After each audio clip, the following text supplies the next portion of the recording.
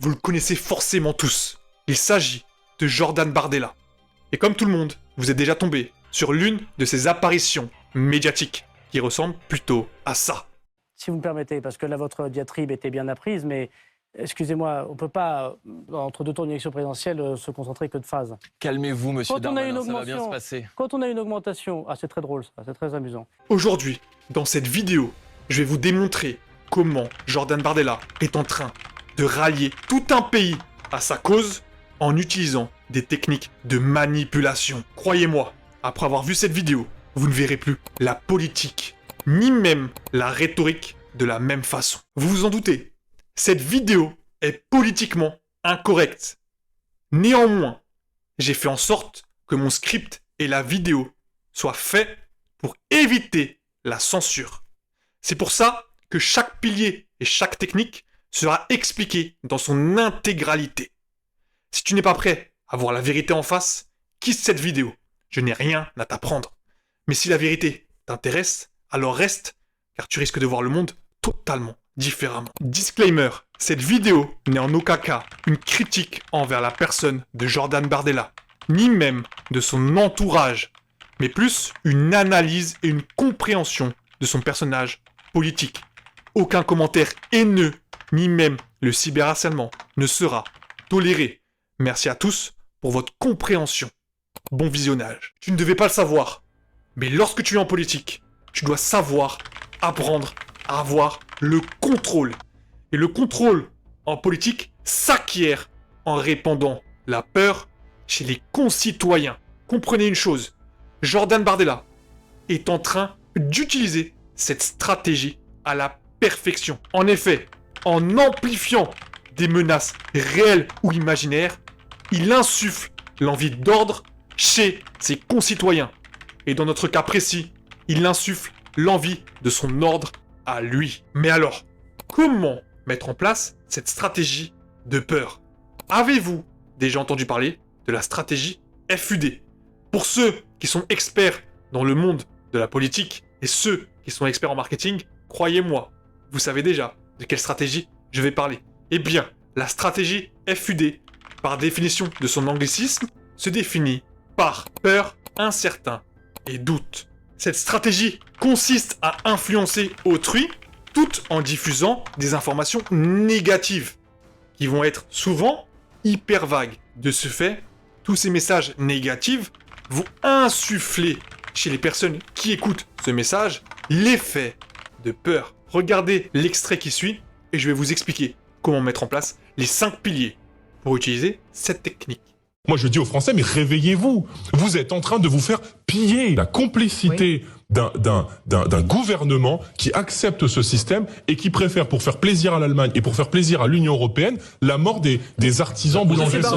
Je pense que quand on a abandonné le projet Astrid, je pense que quand on a libéralisé EDF, qui n'a jamais été contesté, quand on a effondré le nucléaire, qui faisait l'objet d'un consensus entre du général de Gaulle à Nicolas Sarkozy, aucun président français, parce qu'il défendait, indépendamment des désaccords qu'on pouvait avoir avec eux, cet outil industriel énergétique majeur pour le pouvoir d'achat, et qu'on est en train de faire de la France un pays du tiers-monde qui est obligé de quémander à ses partenaires européens de lui livrer de l'électricité parce que on a, sous la pression notamment de la gauche et des Verts et de manière idéologique, fermé des centrales nucléaires en France. Oui, c'est un crime économique et c'est une faute morale. Premier pilier de la stratégie FUD, l'utilisation de l'effet d'urgence.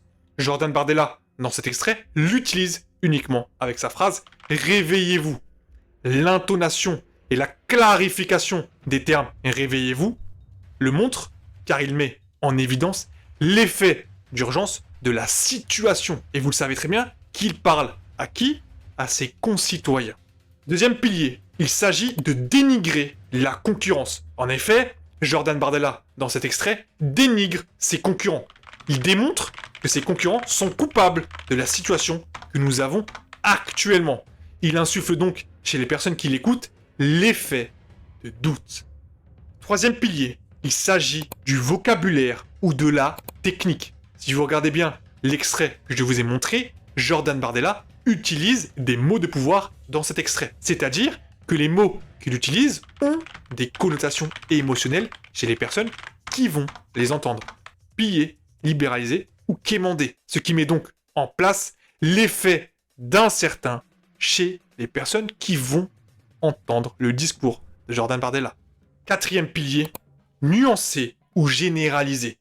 Dans l'extrait que je vous ai montré, Jordan Bardella l'utilise une seule fois avec les termes « la mort des artisans boulangers ».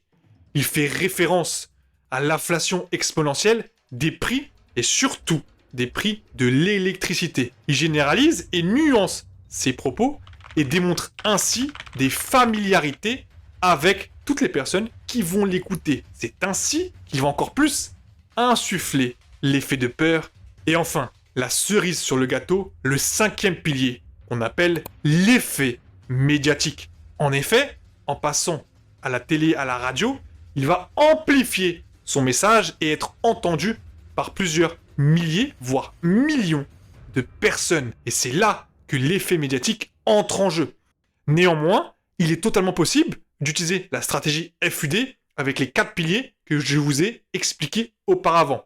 Lorsque tu es face à des problèmes aussi grands en politique, tu dois savoir simplifier pour une seule raison, te faire entendre par le plus grand nombre, c'est-à-dire par le prépubère de 18 ans et la ménagère de 40 ans. Mais tu vas pas uniquement simplifier les choses. Non, ça serait trop facile. Tu vas simplifier en utilisant la stratégie du bouc émissaire et en utilisant le biais pervers de l'homogénéité, de l'exogroupe. Je vais t'expliquer ces 2 stratégies en une seule phrase. Je suis sûr que tu as déjà vu des anciens leaders dans l'histoire humaine utiliser ces 2 stratégies. En effet, en mettant des traits négatifs sur un groupe religieux ou ethnique, tu vas réussir à transcrire la peur de ces derniers envers tes concitoyens. Tu vas donc donner l'idée à tes concitoyens que c'est eux contre nous. Et dès lors que tu vois un discours politique, tout le monde a ses stratégies en place. Tout le monde a les mêmes similitudes. La liberté d'expression est aujourd'hui menacée en France par un islam politique conquérant qui impose dans notre société ses lois, ses coutumes, ses modes de vie et ses interdictions. Vous dites d'Emmanuel Macron qu'il n'aime pas les Français, qu'il ne les considère pas? J'estime qu'il a à leur égard une brutalité dans la manière de faire de la politique, dans la manière de décider, dans la manière d'agir et dans la manière de ne pas comprendre ce que les Français ont au fond du cœur. Les tempêtes se multiplient dans notre société et ils vont continuer à se multiplier. L'insécurité n'est pas résolue. Nous vivons une crise migratoire majeure. Quand on parle de l'immigration, madame, on ne parle pas simplement de statistiques. Les Français ont, je crois, une volonté, c'est celle de rester eux-mêmes. Et il y a des millions de Français dans notre société qui ne reconnaissent plus leur pays et qui considèrent que l'immigration fait peser sur notre pays une menace pour la sécurité, pour les finances publiques, pour notre identité et notre art de vivre. En attendant, Gérald Darmanin, là-dessus, il dit exactement la même chose que vous. La stratégie du bouc émissaire est pour moi la stratégie la plus sinistre de la psychologie humaine. En effet, elle consiste à détourner l'attention du vrai problème sur un autre problème construit de toutes pièces. Elle est souvent utilisée pour tenir la façade de l'innocence tout en cachant les vrais problèmes. Le biais d'homogénéité de l'exogroupe peut se définir par la phrase « Ils se ressemblent, nous sommes donc différents ». Et pour ceux que ça intéresse, il y a une étude faite par la faculté de Clermont-Ferrand sur le sujet, lien en description. Je me permets de couper cette vidéo maintenant. Si la vérité t'intéresse, tu retrouveras ma page de distribution en premier, lien de commentaire épinglé. Tu sais ce qu'il te reste à faire. On reprend la vidéo. Si tu as des problèmes de confiance dans tes relations, quitte cette vidéo. Parce que là, maintenant, je vais totalement détruire tes pensées sur le sujet. Ce qui va suivre, crois-moi, certains ne sont pas prêts à voir la vérité en face. As-tu déjà entendu parler de la stratégie de dissociation de la réalité? Je pense que certaines personnes se doutent de ce que je vais dire, mais laissez-moi vous imager cette stratégie. Imaginez Sarah dans une relation avec son petit ami Marc. Son petit ami est un petit ami hyper contrôleur. Une nuit, Sarah découvre ses pneus crevés. Pris de panique, elle appelle son petit ami Marc pour être réconforté et protégé, sans savoir que c'est ce dernier qui est le fou furieux derrière l'acte de ses pneus crevés. En effet, en créant un traumatisme et en apparaissant comme un héros, Marc augmente son emprise envers Sarah. Il fait entrer Sarah dans un cercle vicieux de troubles psychologiques et de dépendance envers lui. Mais pourquoi cette stratégie marche aussi bien? Psychologiquement, quand quelqu'un est traumatisé, la personne a tendance à dissocier la réalité pour faire face à ce traumatisme. Un manipulateur n'aura aucun remords à prendre l'avantage sur l'état mental de sa victime, en apparaissant ainsi comme le sauveur et le protecteur dans la tourmente émotionnelle de la victime. Il solidifie ainsi le contrôle sur sa victime. Maintenant que je vous ai imagé la situation, laissez-moi vous expliquer comment la mettre en place en politique. Tout simplement, tu vas créer un problème, puis résoudre le problème. Grâce à ça, tu vas apparaître comme le messie de la situation. Pas besoin d'aller plus loin sur le sujet. Vous voyez très bien comment Jordan Bardella met cette stratégie en avant. Croyez-moi, avec ces 3 stratégies, j'aurais pu très bien finir cette vidéo. Mais comme je suis quelqu'un de très gentil, laissez-moi vous donner une 4e stratégie bonus qui va vous apprendre comment toujours avoir le dernier mot en débat politique.